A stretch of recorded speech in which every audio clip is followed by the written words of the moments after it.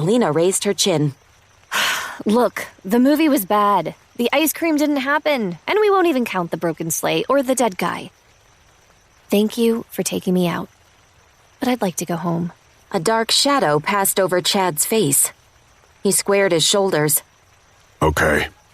They headed down the sloping street toward the river. She did try. She gave it her best shot. No doubt everybody would be very disappointed that she failed to hit it off with Chad. But to sit in the park next to him while he figured out what would be the fastest way to feel her up really was beyond her. Especially after that self-satisfied smile. They turned the corner and stepped onto River Street. 3 blocks, then up the slope, and she would be home. A hoarse howl of outrage rolled down River Street. Ilona stopped. Something small dashed from behind the stone warehouse. A second later, Marky and Paul, 2 of Chad's finest, whipped around the corner and chased after it. The thing veered left and bolted toward them. Ilona squinted. A pig. A small, brown, furry pig. What in the world? I'm gonna kill that. Ilona glared at Chad, sure she misheard. Chad charged at the pig.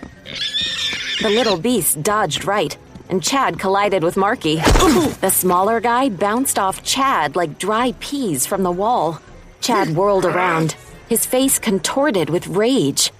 Oh God, he really is going to kill the pig. Oh no, no you don't. A date was fine, but if he thought she'd stand by and let him murder small animals, he was in for a big surprise.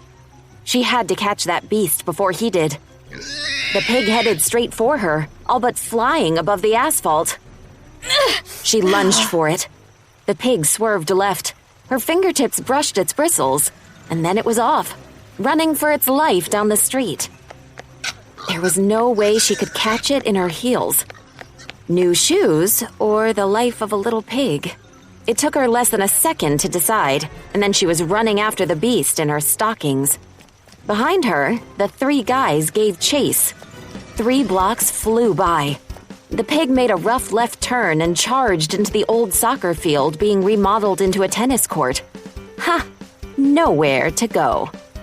A 12-foot-high chain fence enclosed the field to keep the soccer balls from flying into the neighboring apartment house. Ilona squeezed out a burst of speed and shot onto the soccer field.